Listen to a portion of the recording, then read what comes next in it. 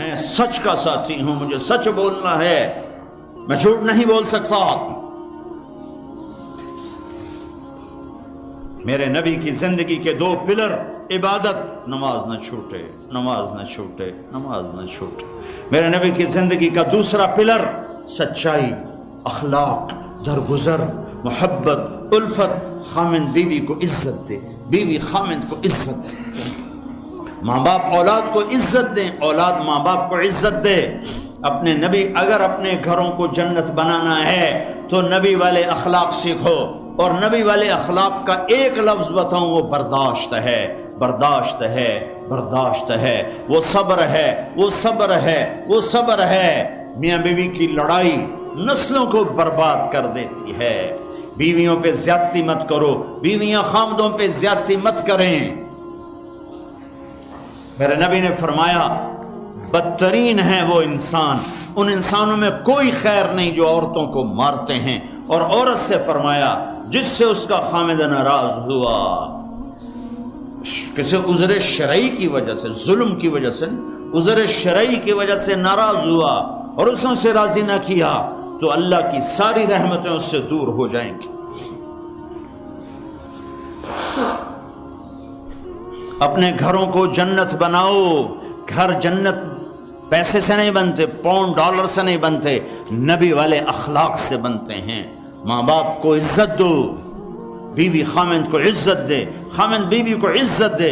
کوئی ایک تپ جائے تو دوسرا چپ کر جائے، ایک چپ کرے تو دوسرا اس کو دیکھ کے چپ کر جائے۔ ساری لڑائیاں تو بول کی ہیں، سارے جھگڑے تو بول کے ہیں۔ ایک بات میری لے لو، ایک بات اگر گھروں کو جنت بنانا، ایک بات صرف کہ برداشت کرنا سیکھو، بولو مت۔ میری بیوی نے بےعزتی کر دی، میرے خامن نے میری بےعزتی کر دی، اللہ کی قسم ذلت میں عزت چھپی ہوئی ہے۔ دانے کو درخت بننے کے لیے مٹی میں چھپنا پڑتا ہے، مٹی میں ذلیل ہونا پڑتا ہے، پھر جا کر وہ درخت بنتا ہے۔ اگر تم لوگوں میں محبوب بننا ہے، تم چاہو کہ تمہاری بیوی تم سے محبت کرے، بیوی چاہے خامند مجھ سے محبت کرے، اولاد چاہے ماں باپ محبت کرے، ماں باپ چاہے اولاد محبت کرے، ایک دوسرے کو برداشت کرو، ایک دوسرے کو برداشت کرو، درگزر کرنا سیکھ لو۔ اور میرے حبیب کا فرمان، اے معاذ تمہیں سارے دین کا خلاصہ بتاؤں؟ کہا جی کیا؟ مجھے دیکھو، آپ نے کہا یہ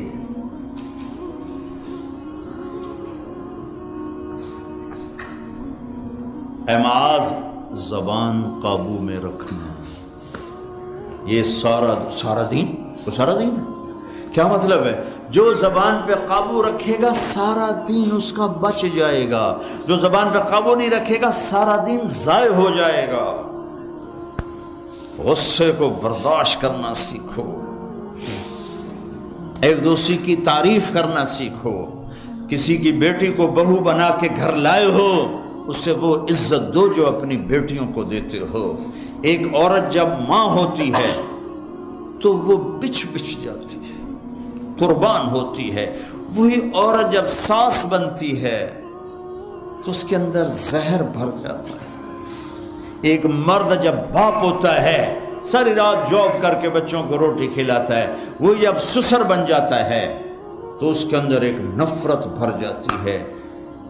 یہ میرے نبی نے سسر بن کے دکھایا۔ آپ اپنی بیٹی کے گھر آئے، فاطمہ پریشان، بیٹی کیا ہوا؟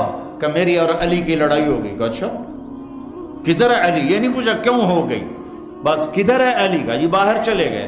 آپ پیچھے نکلے، ڈھونڈا، مسجد میں سوئے ہوئے تھے، ان کو اٹھایا، ابو تراب اٹھو، یہاں یہ لقب آپ کو ملا ہے۔ گھر میں آئے اور ایسے لیٹ گئے، ادھر علی کو لٹایا، ادھر فاطمہ کو لٹایا، علی کا ہاتھ اپنی ناف پہ رکھا، پھر علی کے ہاتھ پر فاطمہ کا ہاتھ رکھا اور ان کے اوپر اپنا ہاتھ رکھا، پھر فرمایا اب دونوں میرے سامنے کہو کہ ہماری صلح ہو گئی ہے۔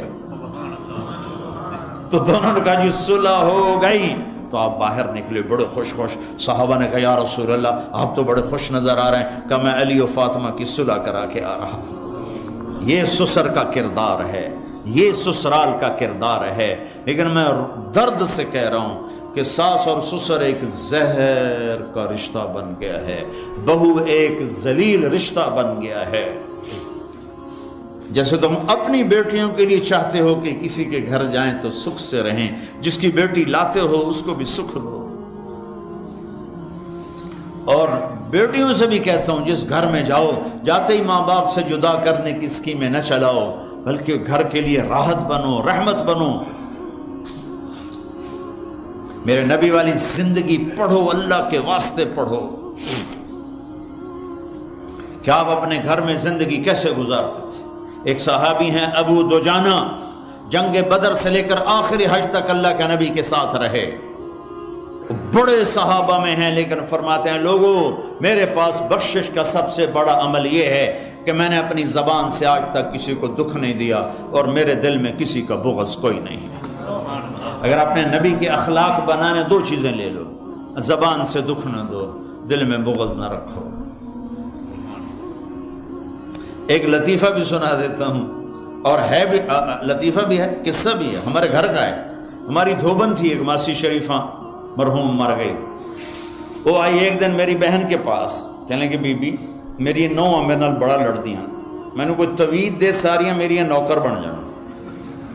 لڑتی وہ خود تھی, لڑتی خود تھی. تو میری بہن کو پتا تھا, تو اس نے کاغذ لیا, اس پہ کوئی لکیریں لگا کے اس کو سے رول کیا. پھر کہا ماسی شریفہ جس لئے تیری لڑائی ہوئے نا تو اے تعویذ ایتھے رکھنا ہے, تو انہوں ڈگن نہیں دیونا, جے اے ڈگ گیا تیری لڑائی نہیں مکڑی. اب ہمارے ملک میں تعویذ کا بڑا ایک اعتقاد ہے, جو صحیح ہیں تعویذ ہو تو اثر کرتے ہیں, لیکن 2 نمبر بھی بہت زیادہ ہے. تو اب اس نے کیا طریقہ کیا, میری بہن نے اس کو چپ کرانا چاہا, کیونکہ لڑائی تو بولنے سے ہوتی اور وہی لڑتی تھی زیادہ. ایک ہفتے بعد آئی, کہنے لگی بی بی تو میں نے کیڈا چنگا توید دیتا, میری تو لڑائی مک گئی. کیوں؟ ماسی شریفہ جی چپ ہو گئی. لڑائی کتنے ہو. تو ہر جگہ میں نے یہ تعویذ دیا ہے. یہ میں تعویذ آپ کو دے کے جا رہا ہوں, اور جو یہ سن رہے ہیں کیمرے سے ان کو بھی یہ تعویذ دے رہا ہوں کہ جب لڑائی ہونے لگے میرا یہ تعویذ یہاں رکھ لینا, آپ کا گھر جنت بن جائے گا. چپ رہنے میں عزتیں چھپی ہوئی ہیں.